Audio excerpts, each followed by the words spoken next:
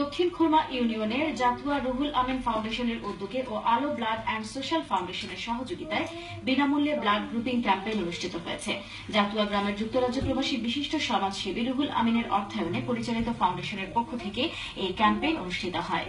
শনিবার জাতুয়া গ্রামের সৈয়দ আলীর বাড়িতে বিনামূল্যে ব্লাড ক্যাম্পেইনের উদ্বোধন করেন ফাউন্ডেশনের চেয়ারম্যান রুহুল আমিন। এই উপলক্ষে আয়োজিত আলোচনা সভায় সভাপতিত্ব করেন এলাকার বিশিষ্ট মুরব্বী আলহাজ আজিজুর রহমান।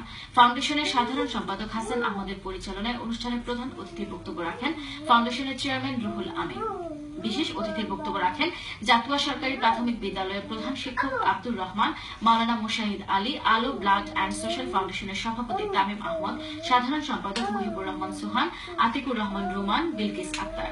অনুষ্ঠানে বক্তারা রুহুল আমিন ফাউন্ডেশনের মাধ্যমে বিনামূল্যে ব্লাড গ্রুপিং ক্যাম্পেইন ও বিভিন্ন শিক্ষা প্রতিষ্ঠানে অনুদান প্রদান, বিশুদ্ধ পানির জন্য টিউবওয়েল স্থাপন, শীতার্তদের মাঝে শীত বস্ত্র বিতরণ সহ এলাকার গরিব মানুষের কল্যাণে কাজ করে যাওয়ায় এলাকাবাসীর পক্ষ থেকে তার প্রতি কৃতজ্ঞতা ও ধন্যবাদ জানান। ক্যাম্পেইনে এলাকার ৩১১ জনের ব্লাড গ্রুপিং করা হয়।